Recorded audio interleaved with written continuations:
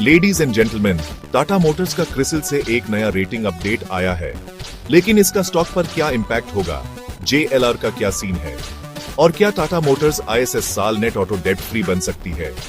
Buckle up, क्योंकि आज हम सब कुछ ब्रेक डाउन करने वाले हैं, फाइनेंशियल से लेकर ईवी डोमिनेंस तक एक ऐसे तरीके से जो आपने पहले कभी नहीं देखा। चलिए शुरू करते हैं। सबसे पहले बात करते हैं क्रिसिल के नए रेटिंग अपडेट की। टाटा मोटर्स की long term rating CRISIL A+ stable P रिअफर्म हुई है और short term rating CRISIL A1+ बनी हुई है। अब एक और तटका क्रिसिल ने Rs 3000 करोड़ के नए नॉन कन्वर्टेबल डिबेंचर्स को भी AA+ स्टेबल रेटिंग दी है। इसका मतलब मार्केट की टर्बुलेंस के बावजूद टाटा मोटर्स अब भी एक स्ट्रॉन्ग और स्टेबल इन्वेस्टमेंट है। जैगुआर लैंड रोवर JLR हमेशा से टाटा मोटर्स का कैश काउ रहा है, पर आखिर क्या हो रहा है।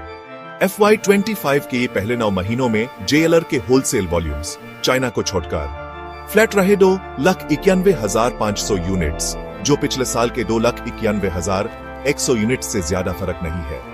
और चाइना की सेल्स नीचे गिर गई वीक डिमांड के वजह से।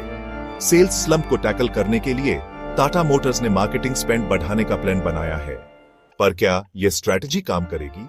बस यही $1 मिलियन क्वेश्चन है। टाटा मोटर्स इंडिया के ईवी मार्केट का किंग था, पर क्या अब भी है? मार्केट शेयर FY24 में 73.1% था, जो अब गिर के 21.1% पर आ गया है। क्यों?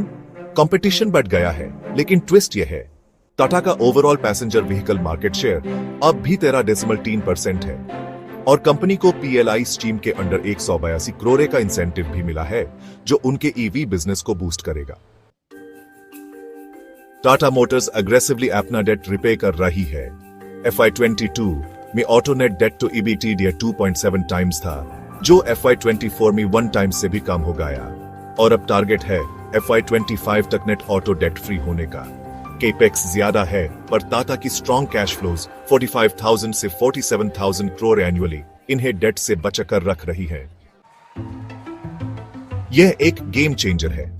टाटा मोटर्स अपने कमर्शियल व्हीकल्स CV बिजनेस को एक अलग listed entity TML commercial vehicles LT TMLCV में स्प्लिट कर रहा है।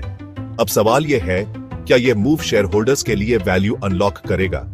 क्रिसिल का कहना है कि इंपैक्ट क्रेडिट न्यूट्रल होगा, पर इन्वेस्टर्स को यह डिमर्जर कैसे प्ले आउट होता है, उस पे नजर रखनी होगी। क्रिसिल का मानना है कि टाटा मोटर्स का EBITDA मार्जिन मीडियम टर्म में 13 to 14% के बीच होगा। JLR का इमेजिन स्ट्रैटेजी, जो जैगुआर को 2026 तक फुली इलेक्ट्रिक बनाने का प्लान है, एक बोल्ड मूव है, पर एग्जीक्यूशन रिस्क अब भी है।